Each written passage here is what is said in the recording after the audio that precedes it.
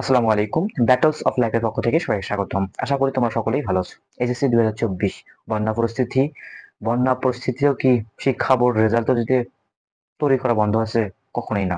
তারা রেজাল্ট তৈরিতে পুরো বিশেষ কমিটি টিম গঠন করা হয়েছে। সেখানে তোমাদের পুরো ভালোভাবেই একটা রেজাল্ট তৈরি করা হচ্ছে।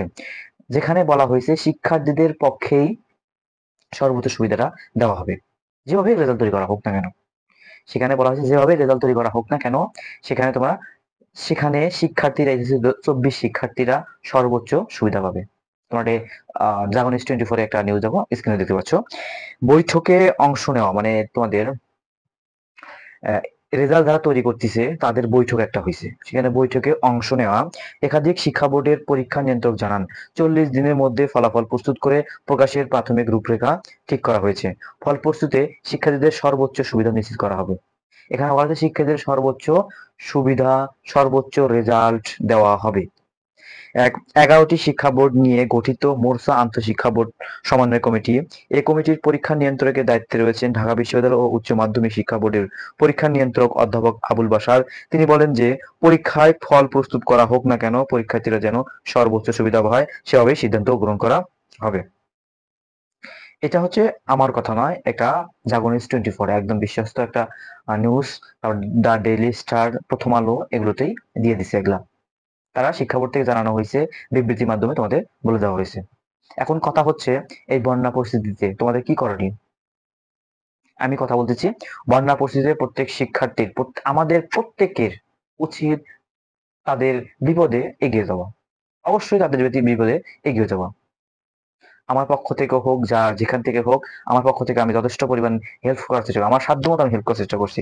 অবশ্যই তোমাদের উচিত সাধ্যমতো হেল্প করা। আর সুন্নাহ ফাউন্ডেশন আছে একটা, বিকাশের মাধ্যমে ডোনেট করা হয়, ওইখানে তোমরা দিতে পারো। বিশ্বস্ত একটা বিশ্বস্ত একটা ডোনেশন ওখানে তোমরা দিতে পারো। আচ্ছা হোক, আমরা এই কথা আস্তে ভাববো নিজেরা। এখন বলতেছি তোমাদের রেজাল্টটা কিভাবে তৈরি করা হচ্ছে তাহলে। সে এইখানে আমাদের রেজাল্ট তৈরির ক্ষেত্রে কয়েকটা পদ্ধতি অবলম্বন করা হয়েছে।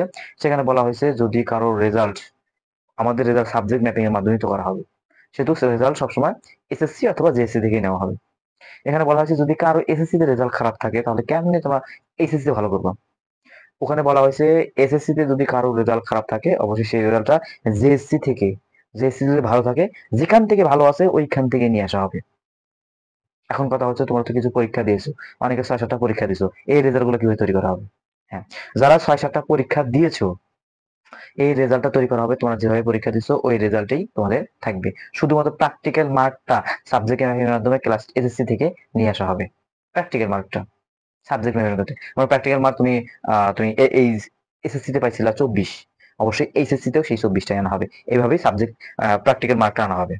কারণ প্র্যাকটিক্যাল মার্ক তো পরীক্ষায় দেওয়া হয়নি, বা তোমাদের প্র্যাকটিক্যাল মার্ক পরীক্ষাও হবে না, সেহেতু এইভাবে মূল্যায়ন করা হবে। আশা করি আমার কথা বুঝতে পারছো।